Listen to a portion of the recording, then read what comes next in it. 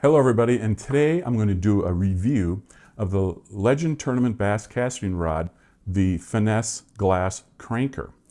The model number is LBTC72MM. That stands for 7'2", medium power with a moderate action. What's interesting, it's called a glass cranker, but it's really a combination. It's a hybrid. It's both carbon and glass. And that's what makes this rod special. It's one of my favorite rods in the whole lineup, and I've got a lot of video to show you of me catching decent fish with this particular rod. So please enjoy this video. DMRVP stands for Description, Meaning, Relevance, Value, and Purpose. I will discuss this as we move forward, but first let's start out with the purpose of this rod. For me, is to use it with small crankbaits or smaller popping topwater baits, ones with smaller, lighter hooks. For example, I got a couple here. This is a older Lucky Craft. I've had this particular bait for a very long time, over 10 years, and it's probably a 1/4 ounce in size, and it's very small, little size 6 hooks, okay? Fine wire hooks, keep that in mind. And I love now the modern OSP crankbaits. This is obviously a square bill, and again, it has smaller size crankbait and a finer hook. And then, of course, I also use it on other OSPs, a little deeper diving, with a round bill that's used for getting deeper and bouncing off of rocks, let's say, more than perhaps wood or brush. And then finally, I love using this rod to throw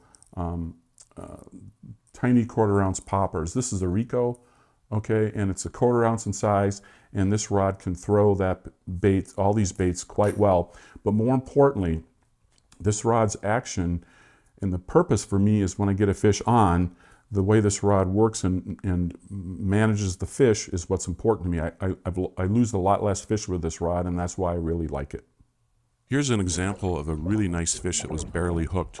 You'll see when I lift it in, it's one hook, but this rod with its action just allowed me to fight that fish until it got tired, and thus I could get it into the boat without losing it. As I've mentioned, I've used this rod a lot. At the moment, I'm using it with a Shimano SLX DC reel, okay? It's a 150 size reel, and I really like the DC reels for making these long casts with these, especially these lighter baits, okay? These 1/4 ounce baits, having the DC reel is a real plus. Now, in my wish list, in my to-do bin, is to get the Metanium 70 size DC reel, or it's $500, right? Or I'm going to wait for the Crotto 70 DC. But anyway, I would like to upgrade the quality of the reel for my cranking, because the way I crank, okay? But I've used this all winter long here in Arizona, and I've caught a ton of fish on it using these small crankbaits. So that's what I use it for, and my experience with this rod is just amazing and excellent. There's two sides of that coin. One is when I get a fish on, I just don't lose them, okay? I really don't lose them. I've lost very few fish all winter throwing crankbaits, late fall and winter.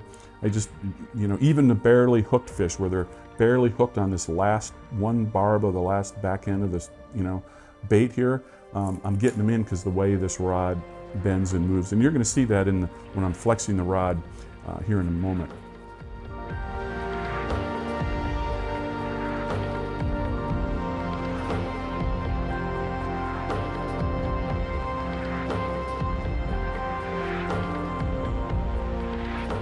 When using this rod in the last number of months, there are two sides of this rod that I need to talk about. One side of the rod is because it has the fiberglass in it, it really keeps fish buttoned up. There's no question I've landed more fish with this rod than I have in the past with other types of rods I use for small cranking. It is so important that that fine wire hook, that when you get a fish barely hooked with one little hook in the back, that the rod gives a ton, allowing that fish to surge when it needs to. And I can tell you, like I said, I've landed way more fish. The opposite side of the coin, though, is because of the glass, slows everything down, it's not as sensitive, okay? Now, where does that matter? When the fish are crushing the bait, it doesn't matter. They're eating, they're swallowing it. You get them and they're like on. No big deal. It's when you're throwing it up in the rocks and you're bumping the rocks and all of a sudden you feel a bump and you're like, oh, all of a sudden you're like, wait a minute, that wasn't a rock, that was a fish. I think that sometimes caused me to miss fish where I didn't set the hook fast enough. Now that's cold water fishing, so keep that in mind. I got to be better with it, and I got to know that, oh, they're biting it now. So I would then set the hook and I'd get a lot more hookups, okay? Once they're hooked up, this rod is golden. So keep that in mind just for your future reference if you're deciding on to use a combination hybrid glass and carbon rod. Let's continue on with the description of this rod. First, I want to show you the rod bending under certain levels of stress, and I try to explain to you as I move forward like what I think, like what just happened. You know, did a fish just bite it, and did I start putting pressure on that fish? So please give a watch to this the next segment of this review and see how the rod acts. So let's put this rod under a load. So I'm loading up, and right about now as I'm starting to feel like I might have a fish on, right? If I'm going along and I'm cranking this, I'm probably got that kind of a bend, but take a look, that bend is already, you know, certainly a third, almost to a half already from my angle, right? And I don't have much pressure on it, but now I'm lifting up, and right about now I'm starting to set on the fish, and I'm well into the hook set, and you can see the action, the load, okay? Not a lot of power, but you don't want a lot of power to load up this rod, right? When you got a crankbait on or a topwater, small topwater. But now I'm loading up. So now, okay, I've set into a fish initially, and I'm starting to crank here, and this is what this rod looks like.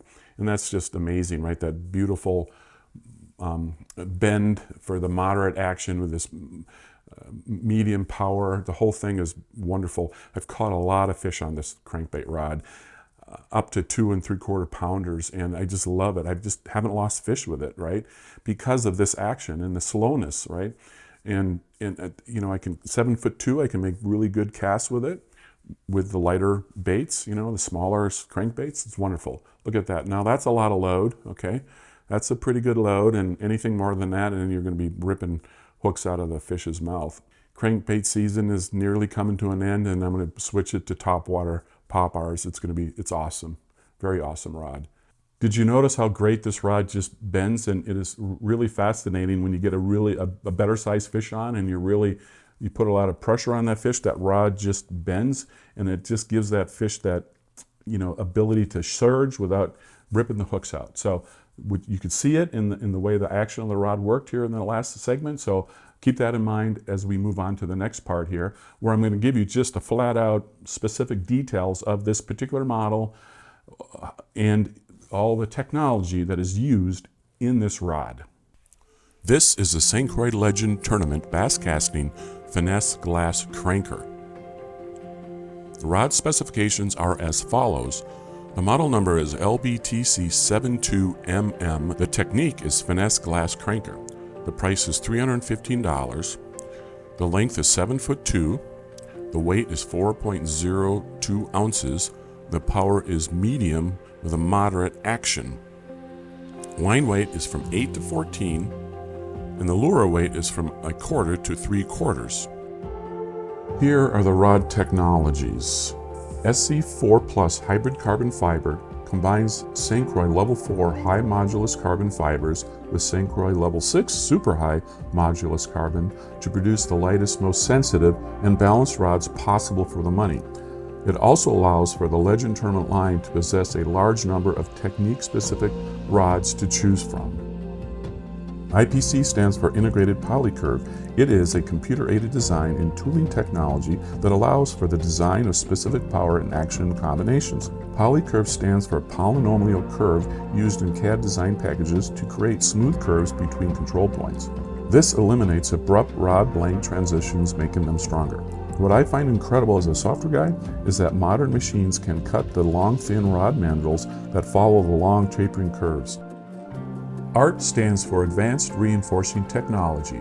It is a special carbon fiber material that, when placed strategically on a rod blank, provides 10x strength without adding weight, St. Croix claims.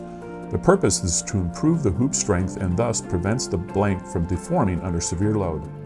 FRS stands for Fortified Resin System. It is a combination of super high resin and computer-controlled curing ovens that keep the fiber properly aligned.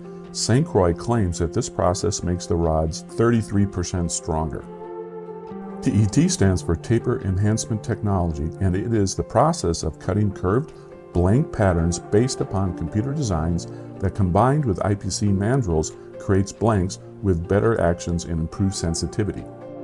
iAct is a technology used in a number of the Legend tournament rods that combine the SC4 Plus graphite material with linear S-glass technology that runs through the full length of the rod. The SC4 material is placed in locations and amounts to optimize strength, sensitivity, balance, and weight.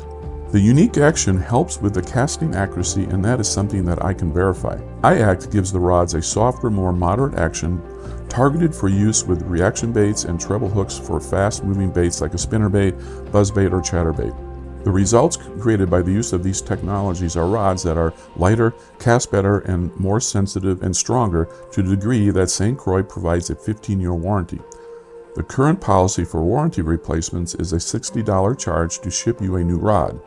That process is very simple. You take photos of your rod model and serial number and a photo of the break, fill out a warranty claim on the website, and upload the photos. The St. Croix customer service rep will contact you to make arrangements for the $60 payment. Lastly, and one of the reasons that I chose St. Croix is that the Legend tournament rods are made in America and Wisconsin specifically. I'm happy to buy American every chance I get. Okay, now that you have the full level of description, so let's move on to the other parts of a DMRVP review that I think are really, really fascinating and really worth thinking about. Meaning is how something affects your concerns, okay? So I've already mentioned a little bit about that my concern is when I get a fish on these light wire hooks, okay, that I got to boat those fish, right? Especially if it's a big one and they got a lot of power. So a bigger fish with more power is going to surge that bait, that rod, keeps more fish buttoned up. So that's one of the biggest concerns I have when you get a crank fish on these smaller crankbaits, is they actually got to be able to, get them in the boat. So that's a concern that this rod helps with. Okay, let's talk about the weight of the rod. I'm an older guy, and any rod that weighs too much just fatigues me, especially when I'm fishing it all day and I'm cycling with a crankbait, just cranking, just constantly going. I fished with this rod all day long for 6-7 hours. And because it's a combination of fiberglass and carbon, you get the best of both worlds, and you give up a little bit, right? So it's a little heavier than a carbon rod, but it's a little lighter than a pure glass rod. So keep that in mind, and that's really important to me at my age. I want to, fish all day, throwing this rod. I can do it without any problem. So one of the things too is, is this rod relevant to me, right? Not all rods are relevant to the style of fishing you might like to do. I do like cranking. I like fishing shallow with these smaller crankbaits when time is right, and I really enjoy doing that, and I enjoy running the bank when the fish are up. So a crankbait rod, especially one with smaller crankbaits that I like to use here in Arizona at the right time of the year, is really important to me to have this kind of rod. So this rod is very relevant to me. So this rod will probably stay, on my deck almost all year, okay? Look, it's relevant, it's a rod, if I spend the money on it, I know I can use it for more than one thing. Value is importance, utility, and worth. So let's talk about worth first. In this case, the worth is what does somebody has to pay for it. So the price of this rod is $315, and that's it's a medium-sized price. It's not a low-end rod at $100, $120. It's not a $700 rod, so it's in between. But it's the high end of what I'm willing to pay for a rod, so it fits my budget, right? $315. Now, is this rod important to me? And what's its utility, right? So obviously, I've talked about the utility of using it for more than one thing. It's relevant to me. So yeah, I like cranking, so this rod provides utility for me. It's important to be able to have a rod that can help you actually succeed. So very, very useful, and very, to me, and has a high degree of value for what I've paid for this rod. And this rod suits the purpose I'm using it for, and frankly, that's what St. Croix designed the rod to do. So its purpose fits my purpose, it gives me value, it's relevant to me, and it has meaning, so that's quite awesome. It's the whole thing wrapped up in one. Again, thank you for watching this video. Now's the time to give it a like, give me a comment, and also, subscribe if you haven't. I really appreciate that, right? Enjoy. There's more rod reviews coming, and I hope they're as useful and valuable as this one is to you. Have a great day, and see you soon.